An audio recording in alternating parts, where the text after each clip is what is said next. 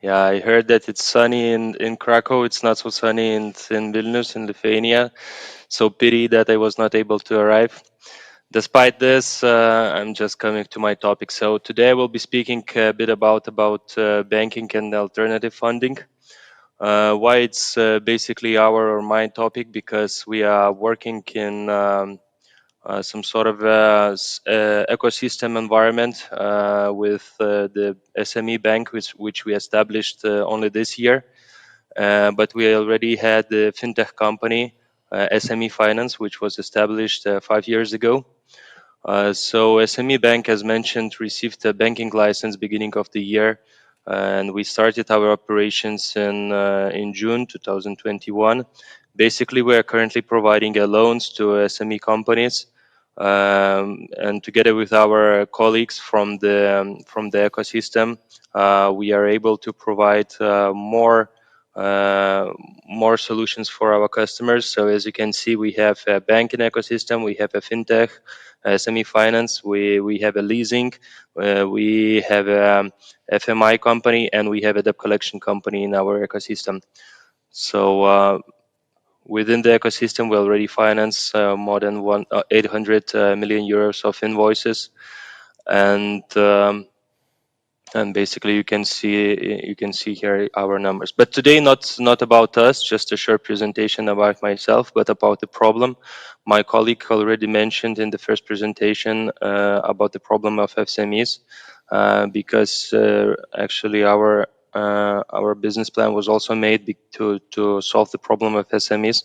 As you can see, the number of SMEs is really large, and is making an impact for not only for the Baltics but for rest of the Europe. So this is showing that the problem is sensitive and have to be solved. Also, the second problem which I'm coming from, so basically the access to financing in Europe, which is rather low, but you can see that the numbers are much lower in Lithuania, Latvia, and Poland. So SMEs is really not, reaching the financing which is available in the market. Um, as you can see here in the slide, that the market in Baltics is really dominated by three major banks, which is controlling more than 90% of total assets.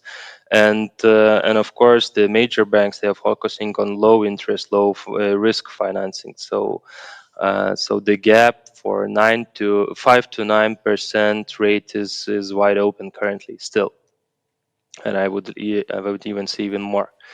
And the other problem, the other side of the problem, let's say that there is really a lot of deposits currently available in the European Union, and also that new investments are established for higher returns. So although supply of money increases every year, small and medium enterprises are still lacking funding. So this is a real problem we are seeing currently. And the possible solution to the problem is that really Europe needs a new technological business model to extend SMEs funding, increasing economical growth, deploy of capital efficiently, and earn returns from business financing asset class. So basically, just my aim until now was to show that the problem really exists. And so now, what's the possible solution? So as my topics is saying that the one possible solution is alternative financing, and the market is really growing. As you can see, Reduce costs. are really growing every year. And although that traditional banks are still holding the biggest part of the market, the alternative lenders, they are really growing at about 10% per year. And every year the financing amounts are also growing by huge amounts. You can see in the next slide the amounts of alternative lending in the world. Of course, the dominant here is still China. However, I need to mention that due to some changes in the legislation of China, the alternative lenders had to become, let's say, licensed lenders. So the number here decreased. It's not decreased because of the market trends or something, but mainly because of the change of legislation. So here's also another point which is very important, that when we are saying that alternative lending and alternative financing, so basically it is alternative until the legislation is saying that it's not. So we have to divide those two numbers. Um, Another thing which is worth mentioning is that in 2020, despite of the pandemic, the global market rose by 24% year on year and reached 113 billion euros of alternative financing. This is huge amounts, and it's showing that the market is really seeking for the new possible solutions. So who's winning? Basically, that.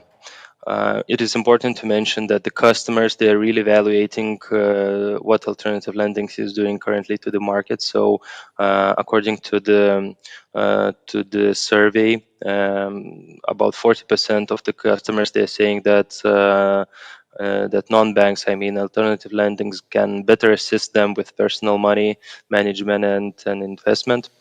And also it's important to mention that alternative lenders, of course, they are approving more loan requests, as you can see in the picture, so 58 compared to 71. So this is, of course, let's say some sort of a win or a help for the market.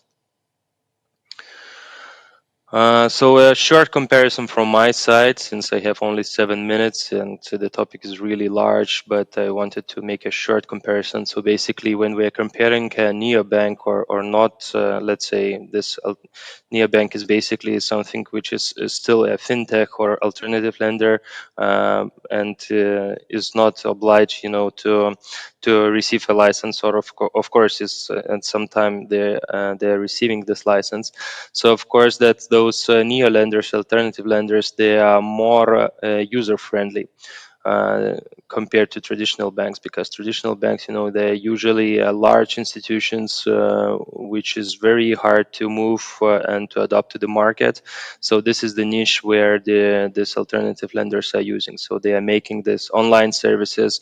They're more flexible. They're more, of course, fast. They are more transparent when this coming to the pricing and so on and so on. Um, so I just made a couple of main topics. Why is everyone currently, why the customer is choosing traditional lender, which is banks, or alternative lenders? So of course traditional.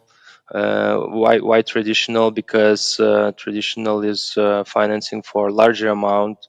Uh, and this alternative lenders, they are usually financing for smaller amounts of money, so they are not usually helping the real problem. Yeah, alternative lenders, they are lacking of experience. I mean, they are usually new players on the market, and they don't have first is experience. Another thing, they are not having a confidence on the market, which is really needed when you're speaking about the financing. Some of the customers, we are also feeling this, that some of the customers, they really need an offline presence. I mean that they want to go to and see who is their lender, to speak face to face and so on. So this is of course win to the traditional lender. Of course, the traditional lenders, they are using more products, and they are usually giving the financing for longer periods. So this is of course a win for them. As compared to alternative lenders, so of course, as I mentioned, they are more time and cost effective. They are personalizing products according to the customer needs. They're more flexible. Their risk appetite is higher. So in order to compete with the traditional banks, so we do it the same. Our risk appetite is higher. So we need to adapt and to finance according to another rules, which is, for example, according to the uh, payment experience or size of the company and so on. And of course they are more willing to cooperate when speaking about the partnership. So for example, when we are trying to find a partner, basically we are trying to find any solution. When we are speaking about a traditional bank, they are basically working according to their rules and they're not changing it. And of course, as mentioned, this is most important is the look from the customer side. So I took the Net Promoter Score and I looked what is the currently situation on the market. So as you can see on the slide in the picture, this is how the market is seeing the neo lenders, the alternative financing and traditional old banks. So alternative lenders, they are currently working on this field with the low pricing and very high net promoter score.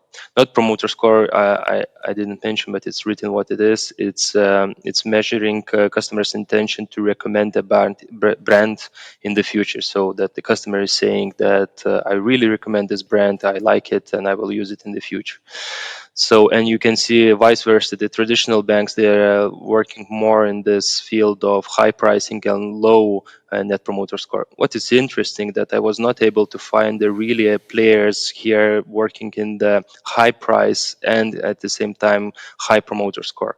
That could be two reasons that when you're high pricing, no one is willing to value you as a very good service because they are paying you more. But it could be also another side that and the customers, they do not feel the value from the price they're paying. So if someone could show that that the price is high but they're paying it and receiving a value, it could be a niche for the future players. And in the end, I wanted to mention this again, the ecosystem, which is according to my findings and when I was preparing to this presentation, is really answering a lot of questions for the time being, because as you saw, there is a lot of advantages and disadvantages of both players, alternative lenders and those traditional banks. And according to what I found, basically that the ecosystem, and actually that everyone is now looking for the possibility of ecosystems, and my colleague previously was also mentioning this, is actually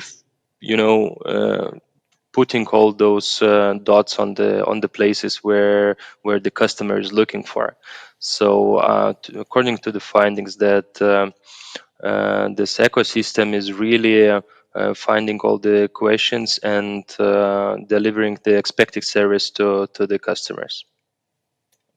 And the ecosystem, I am not explaining what it is, but ecosystem is basically a bulk of companies joining into fintech, basically, and alternative financing, providing different areas of services. That it's basically one-stop shop for the customer. That they are coming to this ecosystem and they can receive all possible financing solutions from from insurance to lending and to other areas for the customer. Here's in the slide you can see mentioned most of the most important ones: car insurance, digital brokers, robo advisors, P2P lending, crowdfunding, digital wallets, even cryptocurrency wallets, and so on.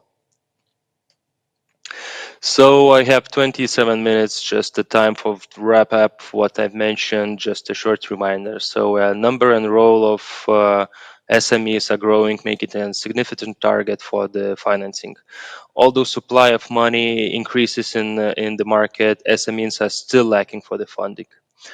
Europe needs new technological business model to extend SME funding, increase economic growth, and deploy capital efficiently. As an acceptable solution for the customers, alternative financing market is growing steady every year. Technology and more efficient lending services is the key for lenders' growth, and financial ecosystem can be a clear solution that combines advantages of banking and non-banking financial services.